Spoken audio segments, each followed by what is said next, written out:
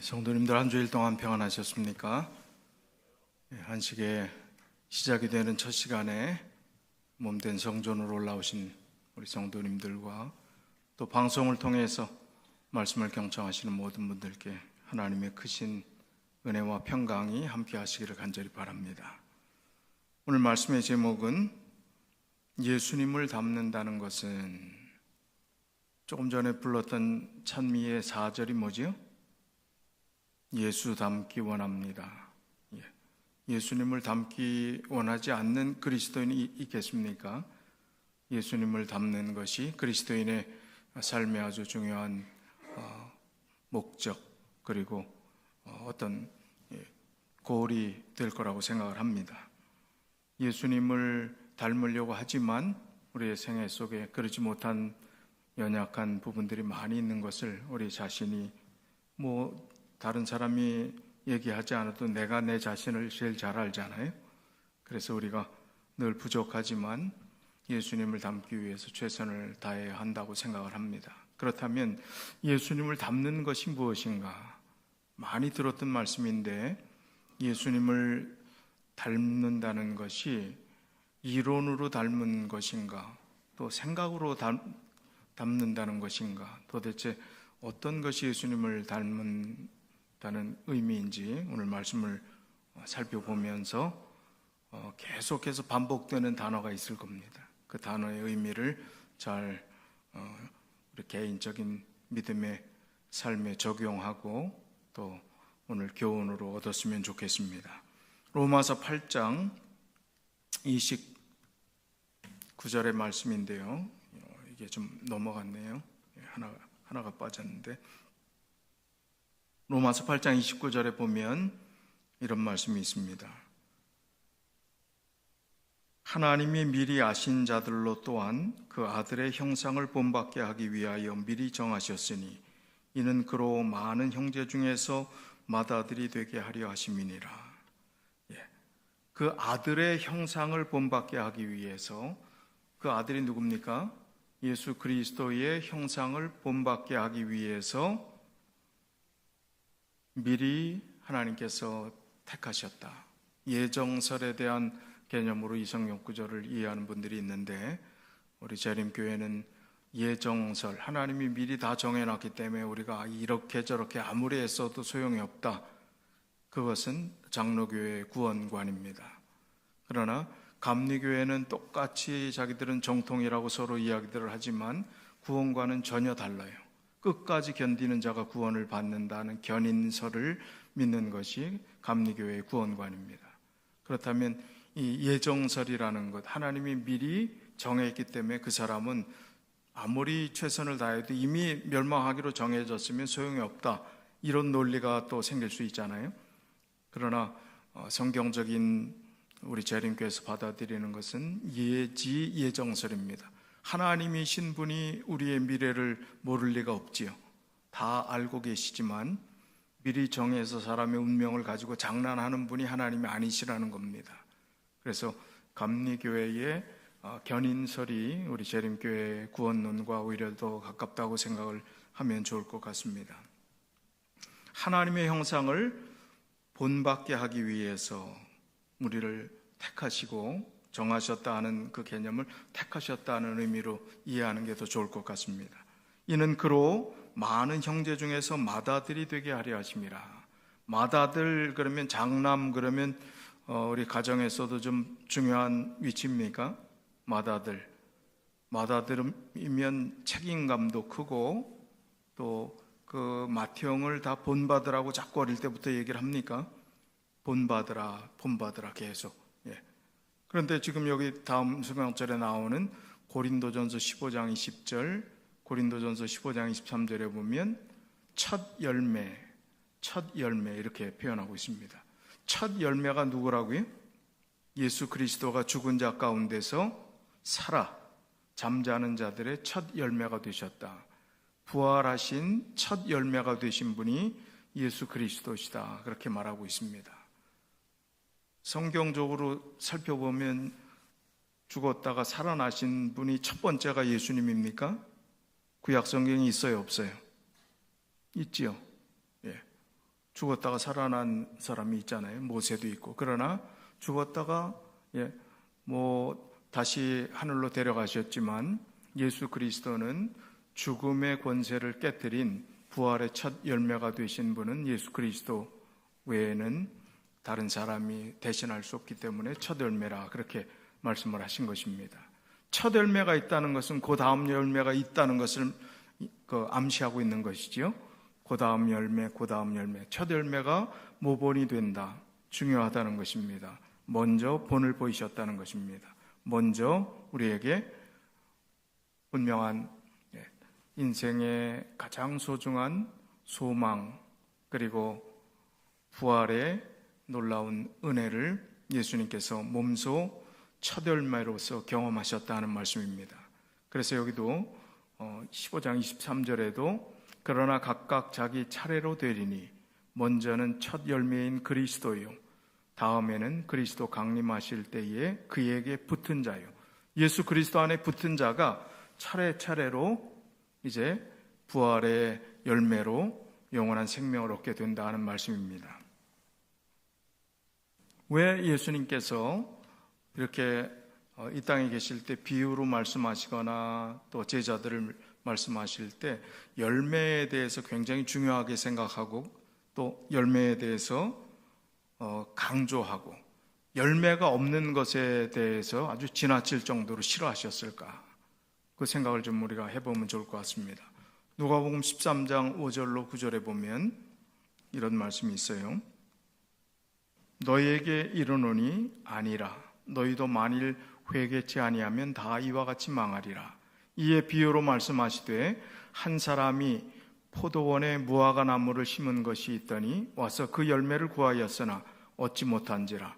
과원지기에게 이르되 내가 3년을 와서 이 무화과 나무의 실과를 구하되 얻지 못하니 찍어버리라. 어찌 땅만 버리느냐. 대답하여 가로되 주인이여 금년에도 그대로 두소서. 내가 두릅하고 거름을 줄이니 이후에 만일 실과가 열면이거니와 그렇지 않으면 찍어 버리소서 하였다 하시니라. 자, 열매 없는 무화과 나무에 대한 비유이죠.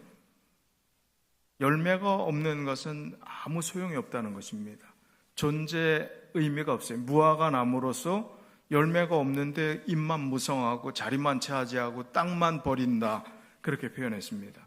그럼에도 불구하고 이 과원지기는 올해 한 해만 더 좀 기회를 주십시오. 이제 이 나무 주변을 파고 좋은 거름도 주고 내가 최선을 다해서 살려보겠습니다.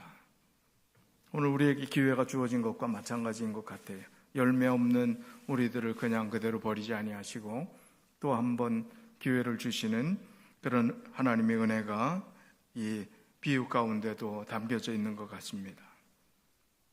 마태복음 3장 8절에도 회개에 합당한 열매를 맺고, 회개는 이론이 아니라는 것입니다. 회개에 합당한 뭐가 따라야 된다고요? 열매. 열매라는 것은 뭡니까?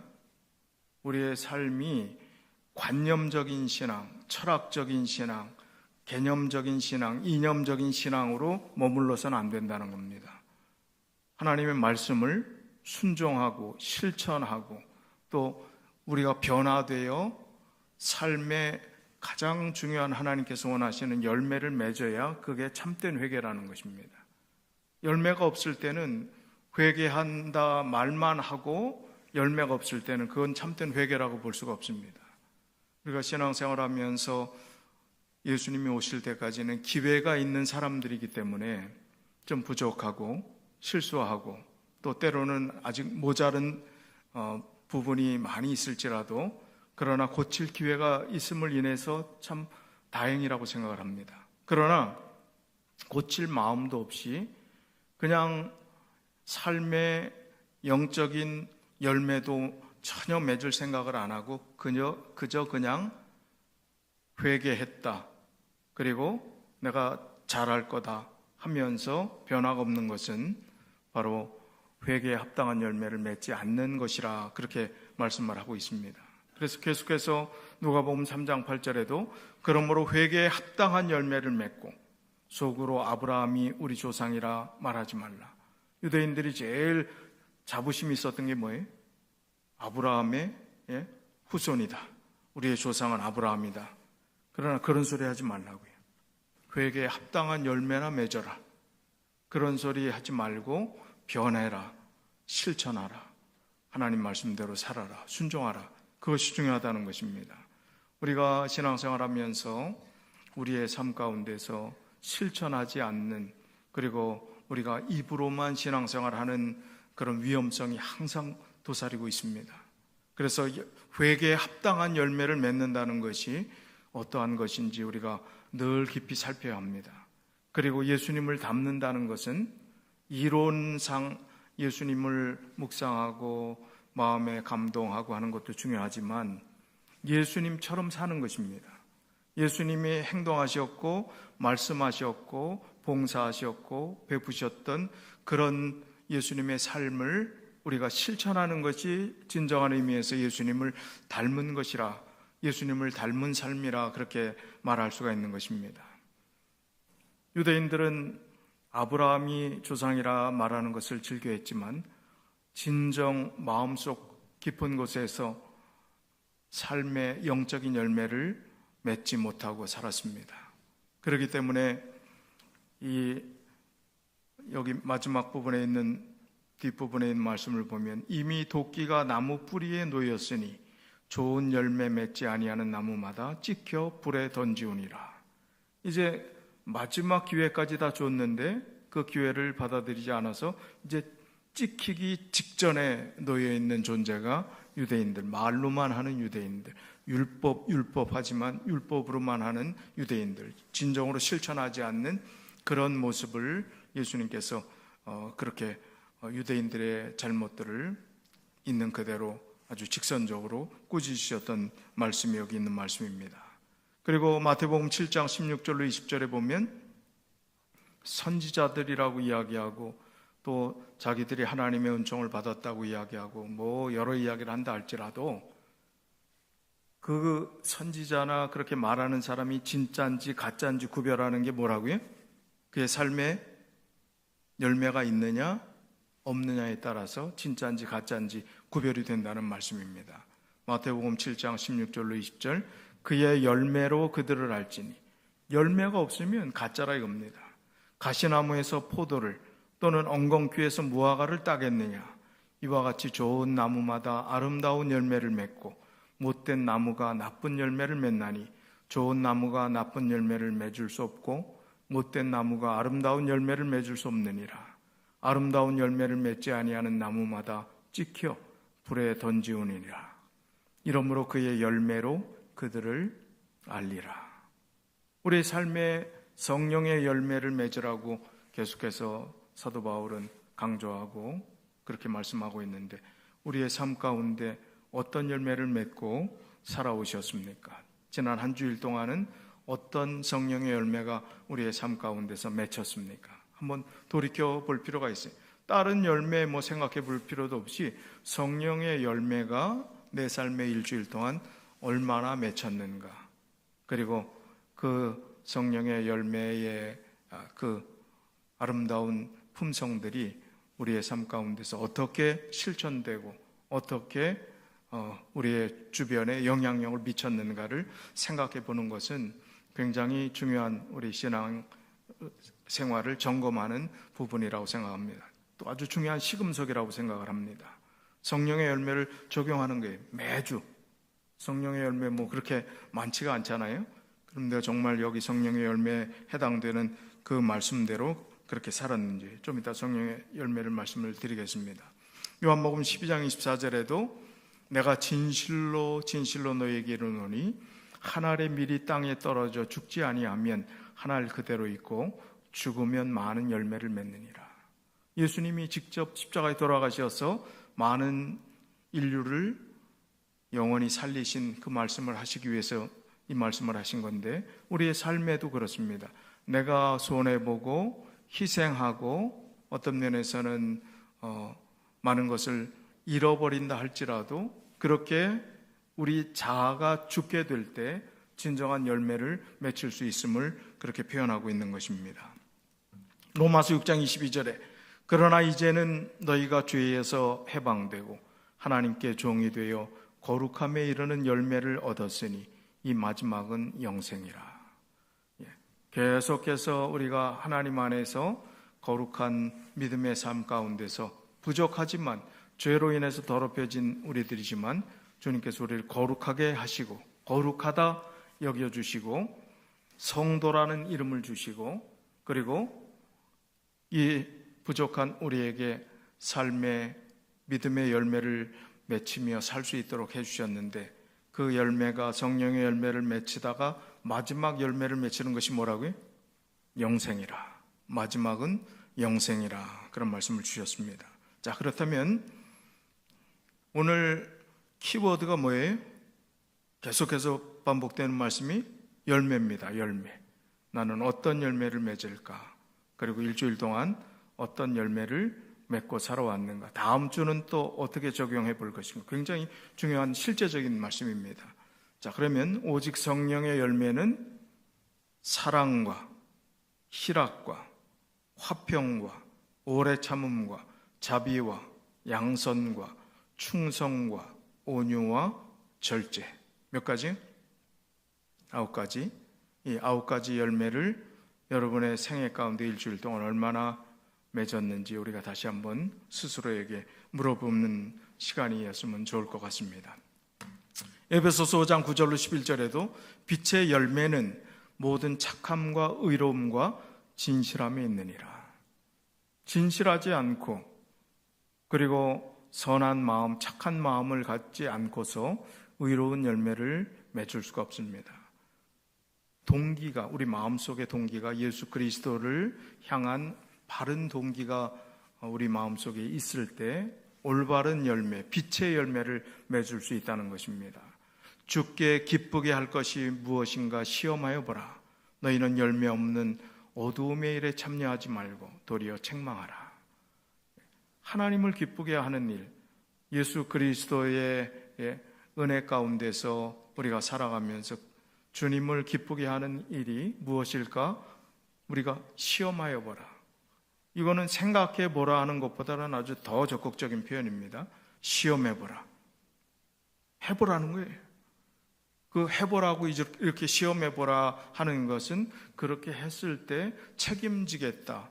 그리고 그 시험의 결과는 훨씬 더 중요한 결과, 우리에게 유익이 되는 결과가 있음을 장담하는 그런 표현입니다. 그렇게 우리가 빛의 열매를 맺도록 우리의 삶을 하나님께 구별하여 드려야 된다는 것입니다. 열매 없는 어두움의 일에 참여하지 말라. 결국은 열매가 없는 그 일에 우리가 많은 시간을 낭비할 그런 세월이 아니라는 것입니다. 그런 시기가 아니라는 것입니다. 빌립보서 1장 11절에도 예수 그리스도로 말미암아 의의 열매가 가득하여 하나님의 영광과 찬송이 되게 하시기를 구하노라. 예수님으로 말미암아 의의 열매를 가득 많이 우리가 수확하여 하나님의 영광과 찬송, 하나님께 영광이 되는 그런 삶을 살기를 간절히 바란다 하는 사도 바울의 옥중서신이죠. 감옥에서 빌립보서의 핵심 단어는 기쁨이에요. 기쁨. 감옥에서 가장 힘들고 어려울 때 기쁜 마음으로 하나님께서 주시는 은혜와 그리고 열매를 마음속에 경험한 그리고 삶을 통해서 보여준 사도 바울이 했던 말씀입니다. 예수 그리스도로 말미암아 의의 열매가 가득한 삶을 살면 좋겠다 하는 것입니다. 골로새서 1장 6절 10절 이 복음이 이미 너희에게 이르매 너희가 듣고 참으로 하나님의 은혜를 깨달은 날부터 너희 중에서와 같이 또한 온 천하에서도 열매를 맺어 자라는도다. 주께 합당히 행하여 범사에 기쁘시게 하고 모든 선한 일에 열매를 맺게 하시며 하나님을 아는 것에 자라게 하시고. 계속 반복되는 말씀들을 성경 구절을 많이 오늘 인용을 하는 것은 이 열매를 맺는 것이 얼마나 소중하고 중요한 것이냐 하는 것을 강조하는 것입니다. 디도서 3장 14절에도 또 우리 사람들도 열매 없는 자가 되지 않게 하기 위하여 필요한 것을 예비하는 좋은 일에 힘쓰기를 배우게 하라. 열매 없는 자가 되면은 망하는 거니까, 끝나는 거니까 예비하고 준비하고 열매 맺는 삶을 살도록 최선을 다하라 하는 말씀을 주십니다. 히브리서 12장 11절에 무릇 징계가 당시에는 즐거워 보이지 않고 슬퍼 보이나 후에 그로 말미암아 연달한 자에게는 의의 평강한 열매를 맺나니, 연달한 자라 하는 그 표현은 다른 번역에 보면 연단, 하나님께서 우리를 훈련시키고 단련시키는 그것이 연달한 자에게는, 우리 지금 당하는 어려움이 있고 슬픔이 있고 뜻하지 않은 그런 삶의 고통들을 당할 수가 있습니다. 예상치 못한 인생의 변수를 만날 수가 있다는 것입니다. 그러나 당시에는 즐거워 보이지 않고 슬퍼 보이나 후에 그로 말미암아 연단한 자에게는 의의 평강한 열매를 주신다. 그래서 지금 당하는 어려움이 그 어려움 때문에 내가 신앙에 손해를 보는 것이 아니라 하나님이 이런 단련을 통해서 나에게 주시고자 하시는 더 큰 열매가 있음을 믿음의 눈으로 바라보고 포기하지 않고 하나님의 뜻을 우리가 구하고 또 하나님께 더 가까이 나가는 그 경험을 통해서 하나님과 대화할 줄 아는 그런 믿음을 가져야 된다는 것입니다. 야고보서 3장 17절 18절에도 오직 위로부터 난 지혜는 첫째 성결하고 다음에 화평하고 관용하고 양순하며 긍휼과 선한 열매가 가득하고 편벽과 거짓이 없나니 화평케 하는 자들은 화평으로 심어 의의 열매를 거두니라. 성경에 열매라는 성경 구절을 오늘 거의 다 제가 가져온 것 같아요. 여기 있는 말씀이 마치 성령의 열매하고 겹치는 부분이 많이 있죠. 오직 위로부터 난 지혜는 성결, 화평, 관용, 양순, 긍휼, 선한 열매가 가득하고 편벽과 거짓이 없는 것, 그것이 하나님께서 원하시는 것. 화평한 자들은, 화평케 하는 자들은 화평의 열매를 심어 의의 열매를 거둔다. 그런 말씀을 주셨습니다. 베드로서 1장 8절에 이런 것이 너희에게 있어 흡족한즉 너희로 우리 주 예수 그리스도를 알기에 게으르지 않고 열매 없는 자가 되지 않게 하려니와. 열매 없는 자는 게으르다는 것과 마찬가지지요. 영적인 부분에 있어도 열심이 필요합니다. 우리가 천성적으로 타고난 열심이 있는 사람이 있고 성격적으로 굉장히 느긋한 성격이 있어요. 좋은 말로 느긋하다고 그러지 게으른 성격이 있을 수 있습니다. 그러나 영적인 부분에 있어도 게으르게 된다면 영적인 열매를 맺을 수 없다 하는 말씀을 주고 있습니다. 그래서 영적으로도 부지런한 것이 필요하다는 것입니다. 그 부지런함은 어떠한 것이 영적인 부지런함인가? 우리가 그리스도인의 삶에 있어서 가장 기본적인 것들을 잘 해야 된다는 의미입니다. 가장 기본적인 것을 잘하지 못하면 그 다음에 더 크고 중요한 일을 하려고 해도 기본기가 되어 있지 않으면 잘 안 됩니다. 운동선수들이 좋은 기록을 남기기 위해서는 기본기에 충실해야 합니다.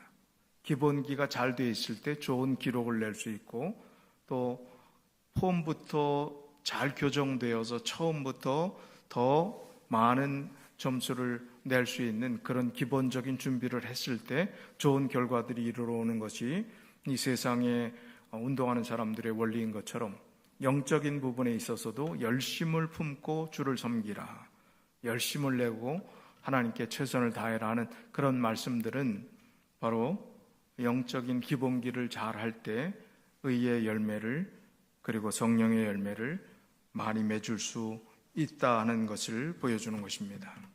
제가 전에 살고 있던 오레곤주에 있었던 역사를 하나 또 말씀을 좀 드리겠습니다.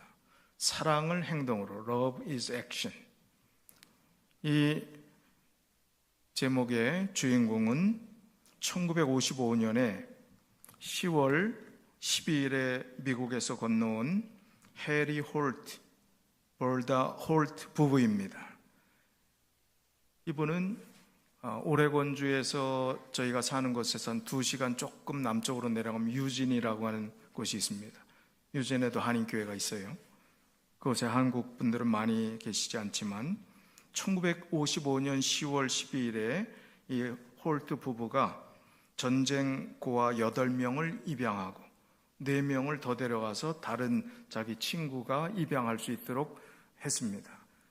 그 계기로 한국의 입양기관이 됐어요. 홀트 아동복지회라는 이름으로 나중에 됐지요. 이 홀트 부부는 국내 아동복지 사업의 전기를 마련한 대표적인 인물입니다. 이들이 세운 홀트 아동복지회는 1957년 첫 국내 입양을 시작으로 현재까지 이 홀트 아동복지회를 통해서 미국 그 외의 여러 다른 나라에 갔던 고아부터 시작해서 참 어려운 환경 가운데서 키우지 못하고 버려졌던 이 아이들이 얼마나 나간 것 같습니까? 57년부터 한 얼마쯤 나간 것 같아요? 우리 한국이 고아 수출국이다 하는 그 오명이 잘못된 안 좋은 그런 불명예스러운 이야기도 있지만 좋은 측면에서는 이 아이들의 인생을 바꿔준 안 좋은 사례 몇 가지 가지고 그게 파양시켰다, 부모가 제대로 돌보지 않았다, 인생 망쳤다 그러지만 훨씬 더 좋은 환경에서 정말 따뜻한 크리스찬의 마음으로 그 아이들을 입양해서, 그것도 또 장애를 가진 사람들이 입양해 갖고 정말 자기 자식 못지않게 사랑하면서 그렇게 그 인생을 바꿔준 그런 사람이 20만 명이라는 거예요. 20만 명. 어마어마한 숫자지요. 20만 명이 넘는 그 어린 아이들이 이 홀트 아동복지회를 통해서, 아마 이 통계가 얼마 최근 통계가 아니기 때문에 훨씬 더 많은 사람들이 정말 인생의 새로운 변화를 경험하고 축복을 받는 그러한 경험이 되었습니다. 이 홀트 부부가 첫 입양을 결심하게 된 계기가 있습니다. 이 홀트 부부가 부자가 아니에요. 이 유진이라고 하는 그곳에 1954년도에는 완전히 이 오레곤도 조금만 벗어나면 아주 그냥 푸르른 초원이 있고 산도 있지만 그냥 넓은 농토들입니다. 그러니까 다 농사 짓는 사람들이, 조금 시골만 가도. 이분도 당시 오레곤주의 유진에서 그렇게 크지 않은 농장을 운영했던 사람이었습니다. 그 동네에서 이제 6.25 전쟁이 끝나고 1954년 가을에 마을 회관에서 이제 영화를 상영하는 그런 일이 있다고 동네 사람들이 다 광고를 하고 그곳에서 이제 영화를 상영하는데, 그 영화는 다큐멘터리 영화였습니다. 그 영화의 제목은 잃어버린 양이라는 제목입니다. 이 다큐멘터리는 한국 전쟁에 남긴 전쟁 고아들의 참상을 담은 내용이었습니다. 특히 미군 병사들과 한국인 여성 사이에서 태어난 혼혈 고아들에 대한 내용, 그리고 이 아이들이 버려지고 또 한국에서도 적응하지 못하는 그런 모습을 안타깝게 여긴 그러한 사람들이 이 영화를 만들었습니다. 영화 말미엔 거의 끝날 부분에 호소를 합니다. 이 고아들을 돌볼 손길이 필요하다 하는 호소를 곁들였습니다. 이 영화를 보고 마음에 감동을 받고 눈물도 흘렸지만 이 홀트 부부는 자기들 처지가 그렇게 아이들을 데려올 만한 여건이 안 된다고 생각을 했습니다. 우리와 같은 가난한 농부들이 무엇을 할 수 있겠냐고 이제 부부가 그런 대화를 했습니다. 안타까운 마음만 남긴 채 집으로 갔습니다. 하지만 이 홀트 부부는 서로 누가 얘기하지 않았지만 잠을 이루지 못하는 게 며칠 동안 계속 그 어렵고 고통당하는 고아들이 계속해서 눈에 밟히기 때문이었습니다. 이제 이 홀트 부부가 마음속에 부부간의 대화를 하면서 우리가 결단을 해야 된다. 근데 홀트 부부의 자기들이 낳은 자녀가 이미 6명이 있었어요. 근데 6명이 있는데 8명을 입양을 했다는 그것이 쉬운 일이 아닙니다. 자기들이 부자가 아니었기 때문에 한국 나갈 비행기 값도 넉넉지 않을 그런 상황이었습니다. 그래서 있는 땅을 일부를 팔았습니다. 한국 나갈 비행기 표를 그 비용을 마련해야 되기 때문에. 그리고 무작정 이듬해 1955년이죠. 이듬해 한국으로 떠납니다. 이 한국을 찾은 홀트 부부가 호녀라 등 8명의 전쟁 고아를 입양하고 다른 4명을 자기 친구들에게 입양을 주선했습니다. 이것이 계기가 되어 이 홀트 부부는 1955년 자신들의 이름을 딴 홀트씨 양자회 첫 이름입니다. 한국에 설립하고 본격적인 입양 사업에 나서게 됩니다. 그 이후 1972년 오늘날의 홀트 아동복지회로 명칭을 변경합니다. 이 홀트 부부는 세상을 떠난 후에도, 죽은 뒤에도 고향 미국이 아닌, 유진이 아닌, 오레곤이 아닌 한국에 나란히 묻혀 있습니다. 한국을 그만큼 사랑했다는 거예요. 1964년에 세상을 떠난 이 남편 해리 홀튼과 남편의 유업을 이어 홀트 아동복지회를 이끌다가 2000년도에 삶을 마감한 벌다 여사 모두 경기도 일산, 그곳에 자신들의 묘를 마련할 정도로 한국 사랑이 각별했습니다. 홀트 부부의 둘째 딸인 말리 홀트가 20살이었던 때였습니다. 1956년도입니다. 그 자기의 경험을 이렇게 이야기를 합니다. 아버지는 입양 사업을 시작하신 후 저에게 간호학교를 졸업하면 직접 와서 일을 하면 어떻겠냐고 한국으로 나오라고 말씀하셨다고 했습니다. 한국에 죽어가는 아이들이 많으니 와서 도와달라는 것이었습니다.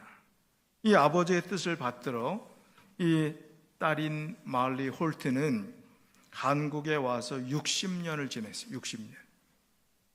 그리고 간호사로 봉사하며 한국에서 살고 2000년부터 이 말리 여사는 홀트 아동복지회 이사장직을 맡아 생전 부모님의 봉사 정신을 이어 봉사하다가 2019년도에 84세의 나이로 별세했습니다.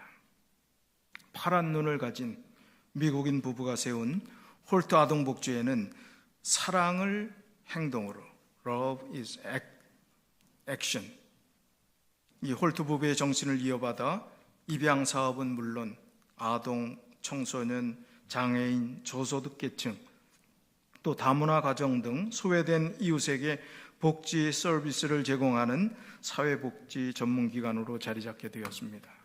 이 홀트 부부가 자기들 처지를 생각하고 마음속으로만 안타까워했다면, 사랑을 행동으로 옮기지 않았다면 이런 놀라운 역사가 일어나지 않았을 것입니다.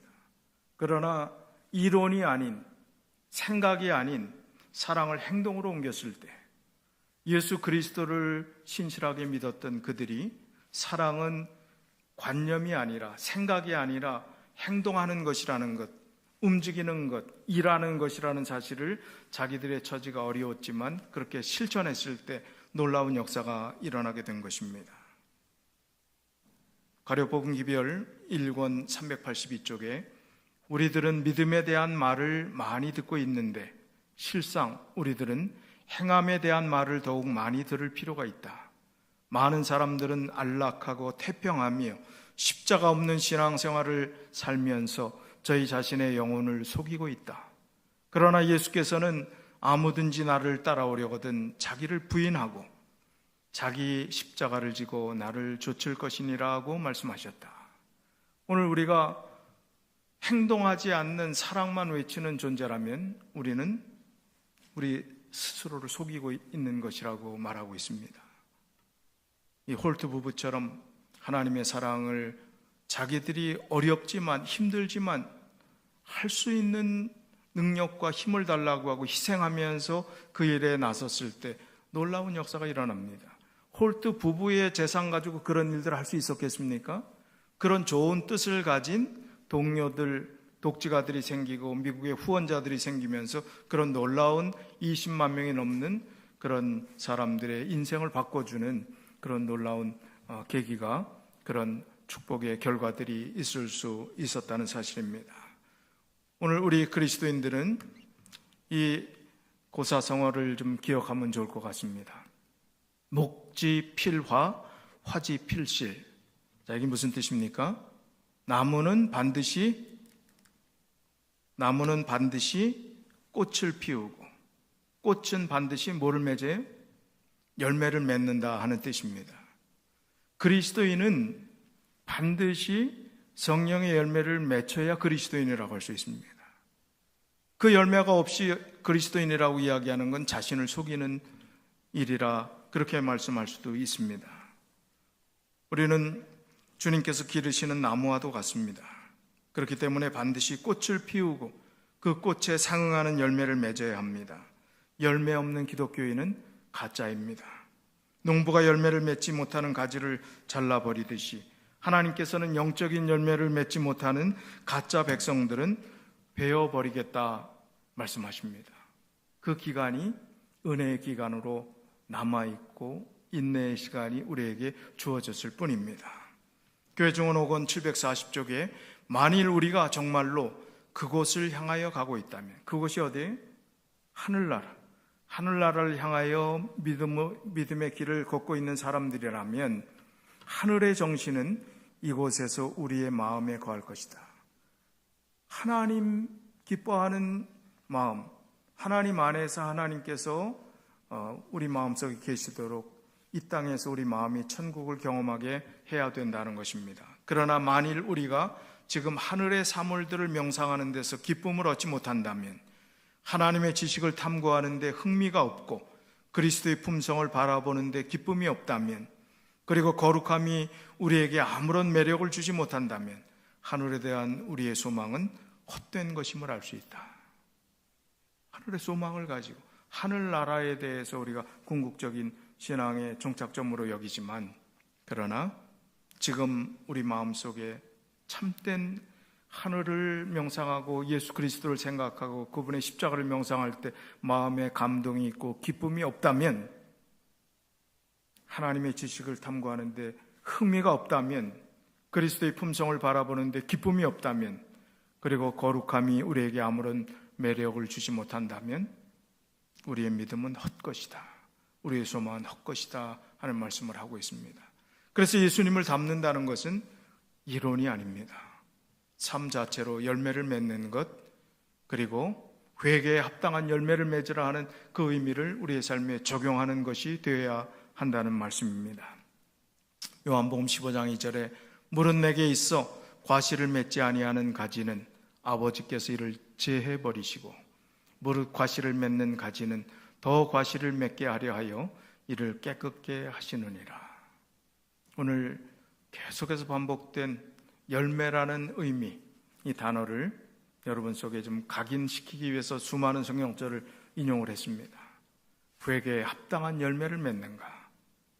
성령의 열매를 내가 매 한 주일 단위로 점검해 볼 때, 안식일을 맞이하는 지금 시작되는 이 시간에 성령의 열매를 얼만큼 맺고 일주일 동안 살았는가 하는 그런 점검들이 우리가 매주 맞는 안식일에 필요하다고 생각합니다. 그래서 부족한 점 회개하고, 말로만 회개하는 것이 아니라 우리의 삶을 열매를 맺을 수 있는 그런 삶으로 바꾸고, 주님께서 주시는 열매의 마지막 그 영생이 우리의 마지막 하나님께 주시는 기쁨의 선물이 되기 위하여 우리가 믿음의 경주를 최선을 다해서 완주하는 우리 모든 믿음의 가족들이 다 되시길 바라면서 오늘 말씀을 줄이겠습니다.